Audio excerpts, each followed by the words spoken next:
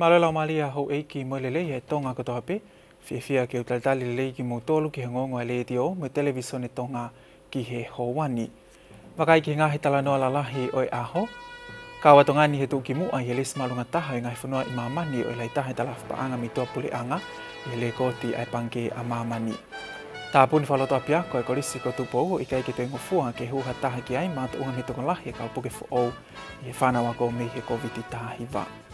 Pea o kulotonga whaake ake hama tāpule ta ua walu hili no whalawea aki hame ama sila i ha te iho i e whaosinga o i wiki. E toi ai pime ngā hi ongongo kehe ana yangi whakatahame wakai ke whamumi taha mi he malae o i sipoti pehe ke whakamatala ia. Ka koe wakailewa eni ke whakai ki.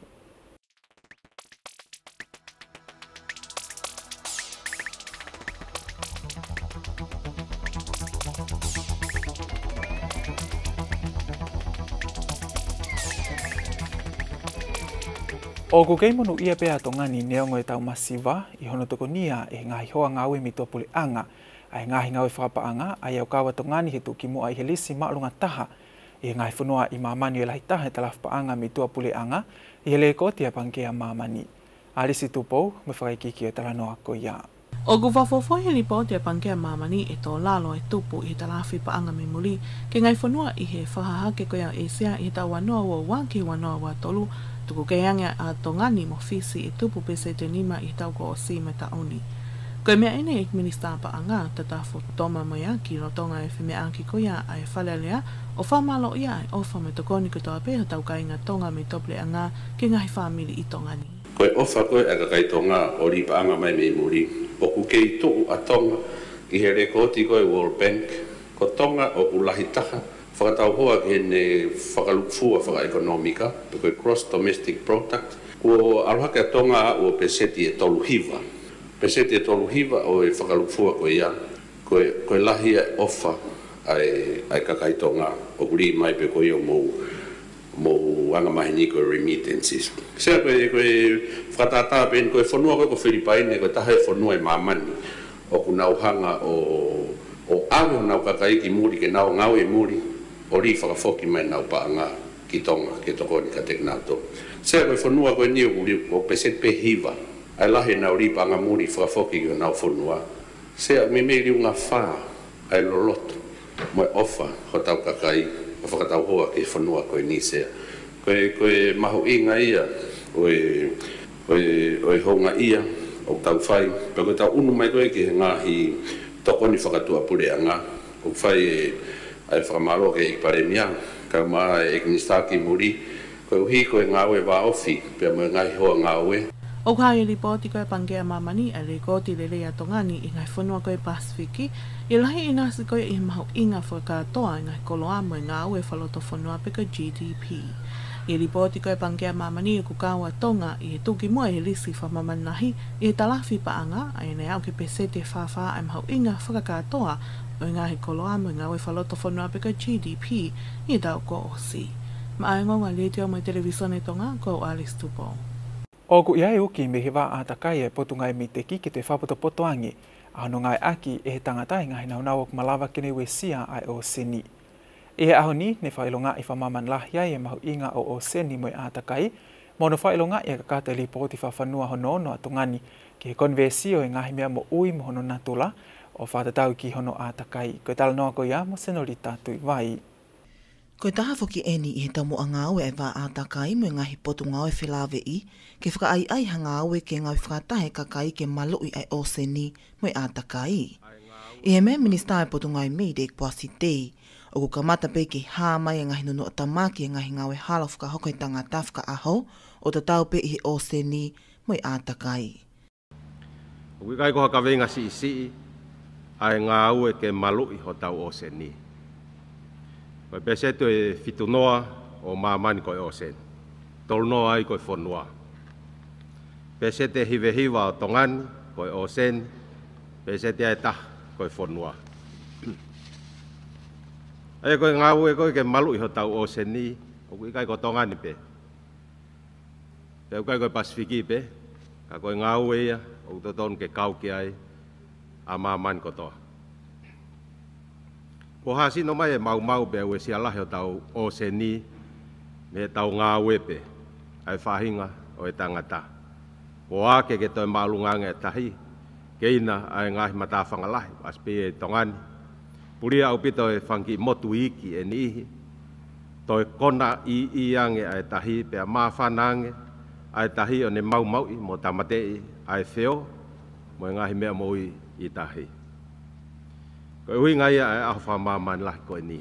Lolotonga polo kalama na fuake pe me ngahi pale ke ni ihina anau kawat ke ngahi polo kalama na fkotu utu e wa atakai ke whakailonga i aki ai wike mahu ingani. Koe ngahi polo kalama ko enia ku kau ke polo kalama tō a kau me tō tongo. Pe ke ngai whiauhi kehe pe, o kau ke ngahi matātahi o ku maa mo whakaofo o whataha. Whiauhi tā whakatātā, we ngahi polo kalama ke ono toka ngai kina e hao me malu ngahi ngawe i he pausa. I he ene pehe koe pale ulua ke matātahi maa mo whakaofo o whataha, na e whakia ki he kurupu na hakalau me paanga e taha awhi.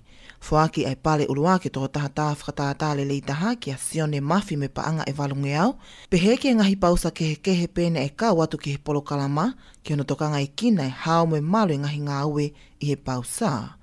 O ku whakaweinga aki ai wike ātakai i he taua no wowa, mo e kaweinga koe māmani pe e taha, mo e tonga pe e taha. Mai o ngonga le tio me television e tonga, ko Snolita tui vai. Na e kamata he ahamoni te wike nia tā puni whalot apiako e korisi ko tupou, o i kai ke te ngofua ke te huha taha ke apiako, ma tunga me toko lahi e whana wako, o una lolo tonga puke i he COVID taha hiva. O ku ta ofi whatai mei pe mo e ako i he wikeni o i kai ke te whahoko haako ke whatatali ke mau, a hono whama opo ai kau puke i he apiako, mo atutu uni mei he potungai mo ui. Senolita tui vai ai pe mwhaiki ki o tala noa ko ia. I he whaike eke mo e tiutalahe kolisko tupo whewhikau turu tāwhisi i hoi, o kwa fuafua koe toko nongo fulu tupo na lolotonga puke he COVID tāhi wā. Ka o kwhai toka ngā makehe koe uhi koe nofo whakatoko lahi e whānau ako i he apiako, pe o te aange ahano siofi ki nau tolu. Ai rewa lolotonga koe me wahai toko nā ki sāpa tēnā i toki tesi olo pēne mau kau nēsi koe nei teitei. Me toi mau e fwoi toko fitu ia o aluhakerewa ni mongo fulu tupo. O mau ki tesi whakaaho pe o au mai ki ane awhi, pere wahe kau nesi, mau sayange ke tukuange atua ai kau positivi ki tua ka nau mak, ai ngahi awhi, nau quarantine, ngahi awhi toi au. Aluat mea whanau ho mea, kai ki quarantine e toi ngahen. Aina na huat lewa koe ki tua ia nai o sia uki ki toko nungo fulu tukusi. O ngata mea nea. Pea, koe tūku ngai au ku nau pepe ke mau puke. Puke ki toinga koe he ni, kai mau hanga rewa. O tarika pongpongi e toi te nau te o mai rewa whai ki final test. Pea mahino me ai te toi hoko atu te puke. Ai whanau. Ka koe tūku ngai au puku i ai.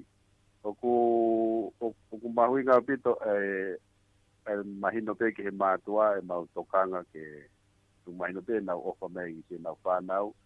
Ka koe mau tauhi koe ai whaingata he ni e mau tokanga lahi e whai mo lava kontrolo pe i heni kai hoko atu e a koko me mau tokanga ki ai.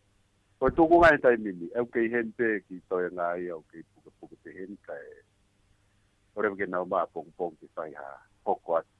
Ai sio puka hane hoko atu. Oku mahino koe konga lahi e whanau ako ia o kui tua ia.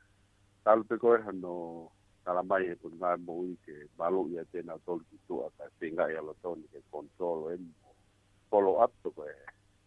Ai halanga koe whaingataa. Ka nei kai ke toi whaiha mau wako a mau tolu i he weekend. Ai nei kai ke toi whaiha mau wako mau tolu i he weekend.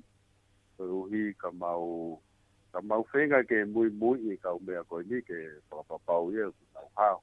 Nei toi whamala ala whisi i hoi, o ku ke iai pe mātua tai whānau o ku nau tokanga mo whenga ke alu ke apiako, ka o ku mahu inga ke mātua tai whānau ke nau to mamawhai ngai whataptapui ko eni, ke owa e toi mawhola ke te tokolahi ange kau puke mei he COVID tāhiwa, kai malawa ke whoki e whānau ki he ako. O kai whoke mau toi whakangofua hataha ke humai ki toloani i taimpo uri. Koe wala koe e whanau ke whakafoki ki api. Ai quarantine pe a tolu pe na upata mai lewa he ta poi kwa ai matua ke o mau a tong me na wala mo fa mama fa pe na tolu ai mau inga ke na tokanga ki o wala ko pa tapi kan ko na mai ke ni ku kai ke na tek na tolu ke ta mai ki mau si fusi pe ngata anga me ke mita e wanoa ke na lava mai pe o lea pe mai ki ka na o si maka me pe fe tu ke na tu lai mai ai ke a o pe o mai no pe si frau fa ngai fa ni ta da fito o kau he ni ki form 1 hu for o mo ki form 2 ya ko ki konga fa ngata ai e to ka mai ngai fa e mo ki tu kwa pe ke na ki o mai pe o si o mo si o ngai fa e fa ngata mo ki le ka na to mo mai na i mea kai mai ho nau te tong. Ka kui kai ke nau kontek, ki ai ke kontek i ko au pe kumo ki ko i timi ngā ua pe o mau malu kota ko ni ngata e mātua mo. Ko te whai hao he pouri ki heni. Ka ko e tōku mai e mau toka ngoi ki tua ke public. Ko e mātua ni, ku pou mai i e kau ngā ue, ka ko skore pe ke kau ngā ue, o te pou mai mātua e nau tolu. Pa foki katoa mai te a te au ke ulawa o whakamā opo o te tu o ki ai hataha te tu o pau ke tamai au no mao pe o to hapa O ku te eki ke iaha taimi pau e foke whana wako ki he ako. Mai angonga le tio me televisione tonga, ko Osnolita tu i vai. Ne whailonga i aneafi e eiki pare miahu a kawmeiliko mo eiki minista mo uitagata saia piukala. Ai ka kato ai ngawe ke toi whahinohino whawhonua ki hono matu waki o mahaki i kai ke pipihi pe NCD. Ko e toi whahinohino ngawe koe niu ku uia koe tuyaki i he amanaki ki hatonga mo uilelei o whātau mua ki hono tukumai e ngai whamatala whahiki ki o whikao aki me ngai mahaki i kai pipihi. Ko e whaunga ki he mo ui whakahi e hi pe he ke ngai whale i e malawa ke matu waki aki. I he mea e ki pare miahua kawamei liku. May I remind us all that this strategy belongs to you and I. Koe mahaki i kai ke pipihi o i kai ke te whakaangi-angi, pea koe whakaamu ke i kuna i he kakai o e whonua, aki e amanaki pea tu iaki ke ngai whakahino-hino e whonga whakahi e hi, pea mo ui ake to onga mo ui o i kai ke tu olawe anga fua ki he mahaki i kai pipihi o hangi koe suka, toto maalunga, me fu usisi no. The unnecessary loss. Koe tohi ngā weni ni whapaanga whukia he pule anga Australia. Whawhau hi nao potu ngai ki muli, pe koe TFED, o me aital whikaulahi a Australia, Her Excellency Rachel Moore. Ko laka he tau he hongo fulua e whingai aki ai hongo whonua he whinga ke whawhipaki e tupulaki o ngāhi mahaki i kai ke pipihi i tonga ni, pia koe whakaamuia ai pule anga Australia ke teke mo uilelei he ngahi whonua langlanga haki he Pasifiki o kawai a tonga ni. Ko e tohi ngā weni e ngai aki he tau i nima kahoko, o whamatala e pule lahi o e kautaha tonga mo uilelei pe Tonga Health o whina whilimoi hala. Ko e whakaamu e toi whahinohino ngā oe koe ni ke whakaivia e ta whaakotoa e whonua ke nao pōpou ki he mo uilelei. Ko e tau moa ke toi sisi iangi e fu sisi no, toto maalunga, pehe ke suka, ke wike tahai e ngahi mahaki i kai ke pipihi o kumatu unga miyai, ai mate e kakai toko lahi i he whonuani. Ko e tohi ngā oe koe ni, ko e ko ngai tau mua ngā oe e palani whalakalaka tu loa, wanoa tahanima, wanoa tong noa, ai pole anga.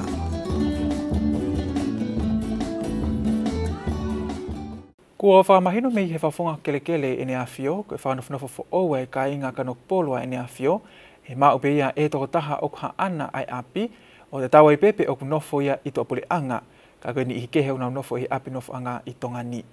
Koe maa i moa eni ai ne awhio, ai au iloa koe pale tua, ai au hike ka kai o kanok polua whanofnofo fo owe i matatoa. Te tawakai heni ka Senolita tui vai me whakaiki ki o talanoa ko ia. I he whamala ala e whawhawhunga kelekele ai tu i sāle si foto. O kulolotonga whakahoko ai savea ke ngahi api i kanok polo o knofo i muri, ai toko taha ana e api. Ka uhi koe tokanga, ke toi māwange ai ngawe ko e ni o i kai ke toi tatau me ngahi langa ne whakahoko i haapai i he saikolone i e ni. O whatewhito hene ai wahe koni ke whare ia, o aluia ki he.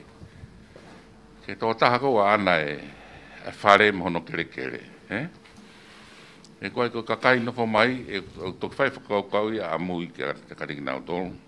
Ko me peke whatonga i hen ko resettlement ni.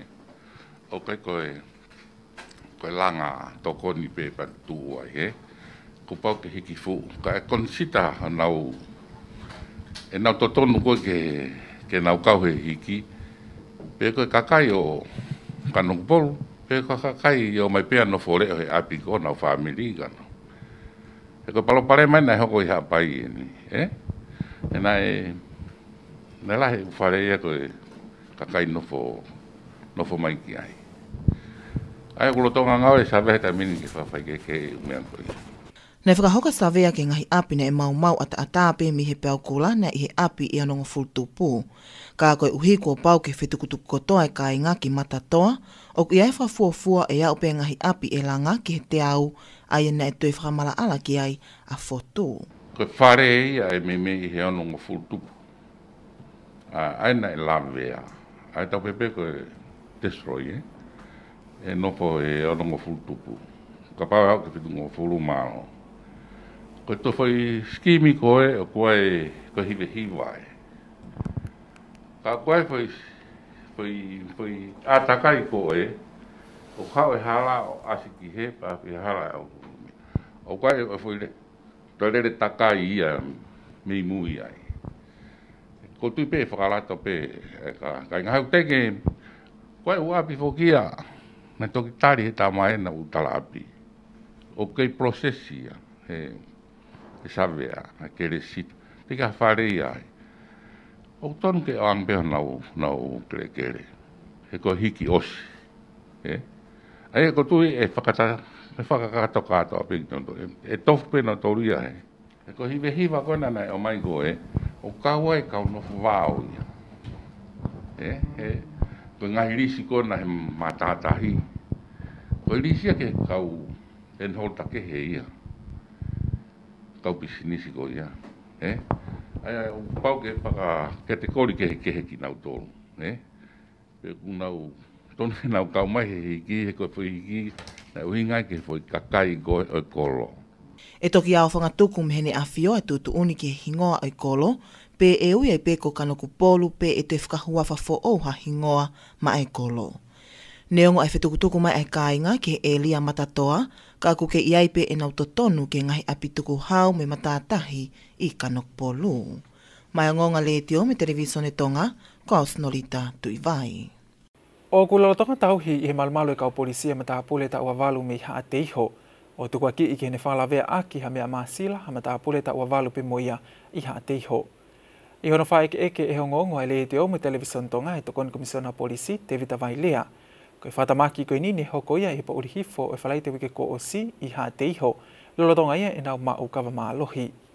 O kulotonga whakakeake ai matapule ni hono api nof anga, kai amanaki ki hae matapule na ni whahoka whakalawea koe ni he whamau anga polisi i he wikeni. Koe hui koe lahi e ngahi tutu uni o whikau aki me ko viti taha hiwa ko whangalokloku, o kutapoa ia Vailea ki he ngahi matua tai whanau ki whapapau i, o ki kai whai hawhata anga whatoko lahi o nau ngahi api nof anga, o mau kawa maa lohi ko ihi ki whasisi e mawhola i ko viti taha hiwa. I kai ngata ika ki whasisi ai hato e hoko whatu utamaki peheni i he kaha u. O tapo e putu ngawe, o hi ko e kamata ki haa mai e ngahi. Ia ko ni o whilawe i pe mo e sino e tangata, a hoko e ngahi lawea, o kia e kaunga kia e o kauro. O kai tokanga makeke putu ngawe, ko hui ko tau whawhukfoki at koe ni ki he to'o ngai whakataputapui, pe o haa mai ku kamata ke te tawa tai nang, o hoko ono mau, o kahoro mau whatolahi, i ngahi api no fuanga, o kai ngahi papalem peni. Mau i ngā bito ki te tokangang, ai ngahi matua, ta white ki nau tolu, ku nau ure i mo tauhi ngahi api no fuanga, ke whakasi a hono whakata, ai ngahi whatahanga tokolahi peni, mau e o kahoro au hatunga o ku oma, tēne hanga o whanau i mai ngahi pauparem beheni, hoko e ngahi whatamaki, o ala ke more ai hamo ui, mo ngahi lawea, ka mau inga vita utau he tuunga ke tau whaake ake, ka mau inga ke whasisi, a hono mau o kahoro, to lahi angi, tēne ai ala wesia ngai malu i tau nofo. Ko e tokon komisiona polisia te vita vailea i hono whamanatu ke kakai e whonua, ai mahu inga ke toi tokanga ange, ki he ngahi whataanga whatokolahi e kakai e whonua i mahino ke i tongani pe, ai vailasi COVID tahiwa.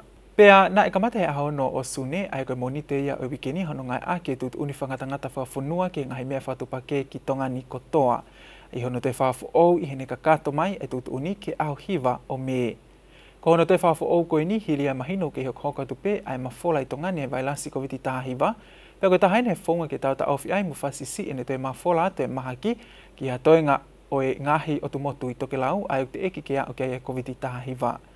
Koe talo eni me whepuere e tauni e kamata e mawhola i COVID tahiwa e tongani mono tautou whawhu ou mai pe o e whahao hatu unga whawhok wha whatatau ke he kupu tolu ua me tolu wha kupsi Iraki o e lao ke he pule o e mea whawhok wha pe he ki he kupu te au no wha me te au no nima o e lao ki he mo ui ai kakai. E whawhu ou e whahao e tu unga whawhok wha koe ni e kakato ia ke ahmoni te kono wha o siulai he taimi walu e fiafi tu ke he o kato e whawhu ou whatatau ki he lao. Ko e uni ngongo whalota whanua pia ki he hawani me pange langa whalakalaka a tonga DTP. Oku i kaike ke totongi ai revi i ho o vete pe whe awe ak paanga mo i pange langa whalakalaka o tonga. Ka gimua pe tau mawai te toi wakaiwha ospeheni ki he ulu i ngongo o e aho. Ka watongani i he tūki mua i he lisi maalunga taha i ngai whanua i maamani o i lahi taha i talaf paanga mi tua pule anga whatatau ke leiko te pange a maamani. Tā puni whaloto apiako ai korisko tupou i kai ke toi ngofua ke huha taha ki ai, magat unga me toi toko lahi ange kau puke fuou i he whanau ako me he vailasi COVID tahiwa. Pea o kulotonga whake ake hamataha pule tau wa walu hili hano whalawe aki ha mea maasila i hate iho i whaasinga o i wike. Ko e ongongo pea ki he whewhiri mo whamanatu ki ha ongongo pe whaikiki o i uni ongongo tatau, whetutaki mai ki he whika i telefoni wa tolu ni mani maono pe koe Facebook Tonga Broadcasting, pe ko hovakai e website i koe www.tonga-broadcasting.net. Ka koe whai whanatu pola ni tau whi au mai me ongongo ki he whewhiri malo mo mea mai, ka mo mea.